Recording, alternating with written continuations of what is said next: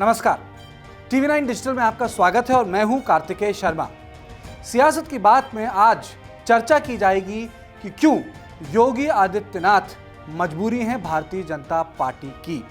क्यों योगी आदित्यनाथ ही चेहरा रहेंगे उत्तर प्रदेश में जब वहां विधानसभा चुनाव अगले 6 महीने बाद कराए जाएंगे। जी हां, माना जा रहा है 2022 जनवरी में चुनावों की घोषणा होगी और उसके 2 महीने के अंदर चुनाव करा दिए जाएंगे। पर सवाल यह है कि भाई क्यों योगी आदित्यनाथ, कुंभ में जो हुआ, उसके बाद जो पंचायत के चुनाव हुए, जिस चक्कर में उत्तर प्रदेश के ग्रामीण इलाकों में कोरोना फैला, काफी आलोचना सुननी पड़ी योगी आदित्यनाथ को। जिस तरीके से जो पार्थिव शरीर पाए गए, जो गंगा के किनारे तट पर गड़े थे, क्योंकि उनको जलाया नहीं जा सका, काफी आलोचना झेलनी पड़ी योगी आदित्यनाथ को।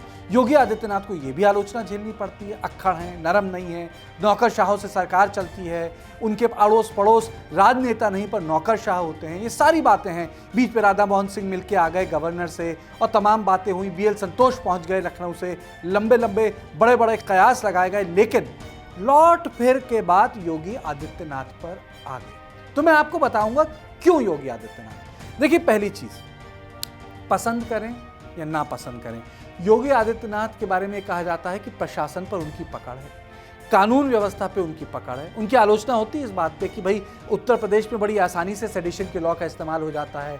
ज़मीन जब्ती वाले कानून पर भी काफ़ी उनकी आलोचना हुई। लेकिन लोग भूल जाते हैं कि ज़मीन जब्ती वाले कानून को तब लाया गया था जब दंगा फसाद हो रहा था, तब उसकी उतनी आलोचना नहीं हुई थी, उसके बाद आलोचना हुई। उसके बाद योगी आदित्यनाथ के बारे में यह भी कहा जाता है कि भाई वो वही करते हैं जो उनको पसंद है, लेकिन भारतीय जनता पार्टी के पास उनसे बड़ा कोई चेहरा नहीं है।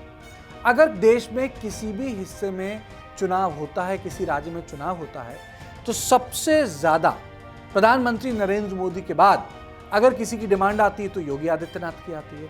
तो इससे पता लगता है कि वो पूरे देश में लोकप्रिय हैं, यानी उनकी अलग आइडेंटिटी है। मैं तुलना नहीं कर रहा हूं योगी आदित्यनाथ और नरेंद्र मोदी की, लेकिन जब नरेंद्र मोदी मुख्यमंत्री थे तो उनकी भी बहुत डिमांड आती थी। अब आप बोलेंगे क्यों डिमांड आती है? क्योंकि बीजेपी का एक अपना काडर है।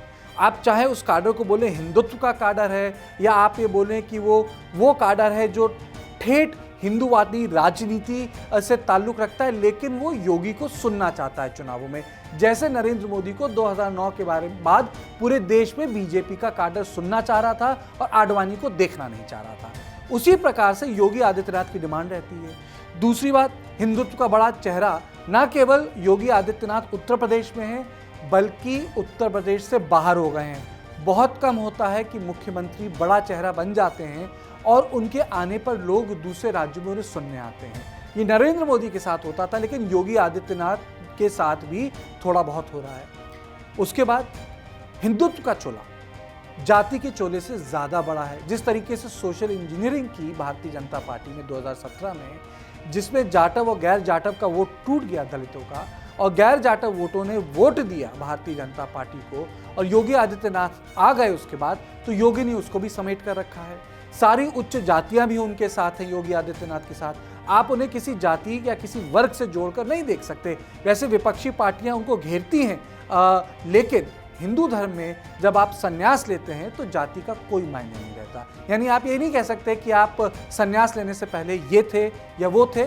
संन्यास लेने के बाद जाति का कोई मायना नहीं होता हिंदू धर्म में। फिर बात आती है योगी आदित्यनाथ ही क्यों? क्योंकि योगी आदित्यनाथ के साथ कोई भी ऐसा चेहरा नहीं है इस वक्त जिसे प्रोजेक्ट किया जा सके कि ये उत्तर प्रदेश को रिप्रेजेंट करता है। उत्तर प्रदेश एक राज्य जरूर दिखता है, लेकिन उत्तर प्रदेश बहुत बड़ा राज्य है। उत्तर प्रदेश में पश्चिमी उत्तर प्रदेश है, उत्तर प्रदेश में बुंदेलखंड है, उत्तर प्रदेश में रोहेलखंड है, उत्तर प्रदेश में तराई के इलाके हैं, उत्तर प्रदेश में अवध है, उत्तर प्रदेश में पूरब है, और उत्तर प्रदेश अकेला राज्य है जो नेपाल से भी सटा हुआ है। तो कहने का मतलब है कि उत्तर प्रदेश में अवध के नेता हैं, उत्तर प्रदेश में पश्चिमी उत्तर प्रदेश के नेता हैं, पूरब के नेता हैं, रोहेलखंड के नेता हैं, बुंदेलखंड के नेता हैं, लखनऊ के नेता हैं, कानपुर के नेता हैं, लेकिन अकेले योगी आदित्यनाथ हैं जो उत्तर प्रदेश के नेता हैं। और मुलायम सिंह के बाद शायद वो अकेले नेता हैं जिनका संगठन में भी वर्चस्व है।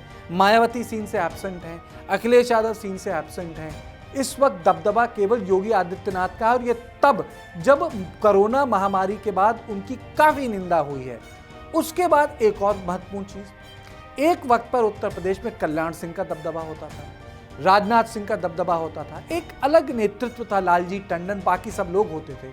वो सारा का सारा नेतृत्व चला गया है।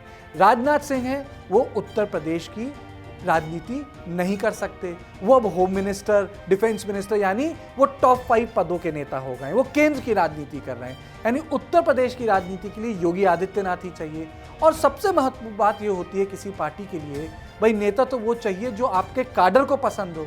यानी योगी आदित्यनाथ को उत्तर प्रदेश का काडर पसंद करता है, तो चाहे कितनी भी निंदा हो किसी काम की, जिस आदमी अपने घर को नहीं जोड़ के रख सकता वो नेता नहीं बन सकता। यानी बाकी जितने नेता हैं भारतीय जनता पार्टी में, अगर उनकी तुलना योगी आदित्यनाथ से कर दी जाए सारी आलोचना के बावजूद भी, तो सबसे बड़े योगी आदित्यनाथ ही निकलेंगे, क्योंकि वो सबसे लोकप्रिय नेता हैं अपने घर में, अपने काडर में सबसे ज़्यादा लोकप्रिय नेता हैं। तो इसलिए भारतीय जनता पार्टी के लिए योगी आदित्यनाथ एसेट भी हैं और मजबूरी भी हैं। एसेट इसलिए है कि वो अपने आप में लोकप्रिय हैं, मजबूरी है कि उनकी कोई काट इस वक्त ना उत्तर प्रदेश की पॉलिटिक्स में है, ना उत्तर प्रदेश के बाहर पॉलिटिक्स में है। अब योगी आदित्यनाथ की चुनौती यह है कि जिस तरीके से कोरोना में लोग ग्रामीण इलाकों में मारे गए और जिस तरीके से प्रशासन ठीक से चला नहीं पाया स्कीम्स, उसकी छवि उनको इंप्रूव करनी पड़ेगी। उनको वहां काम करना पड़ेगा उत्तर प्रदेश चुनावों से पहले। उनको ये महसूस कराना होगा कि वो अक्खड़ मुख्यमंत्री नहीं, वो नरम मुख्यमंत्री भी हो सकते हैं। उनका स्वभाव ऐसा है जो कभी गर्म और कभी नरम हो सकता है। तो यानी योगी आदित्यनाथ के सामने चुनौतियां तो बहुत हैं, लेकिन उनका ऑल्टरनेटिव भारतीय जनता पार्टी के पास बिल्कुल नहीं है। तो सियासत की बात में बस इतना ही। देश और दुनिया की बाकी खबरों के लिए आप देखते रहिए TV9 डिजिटल।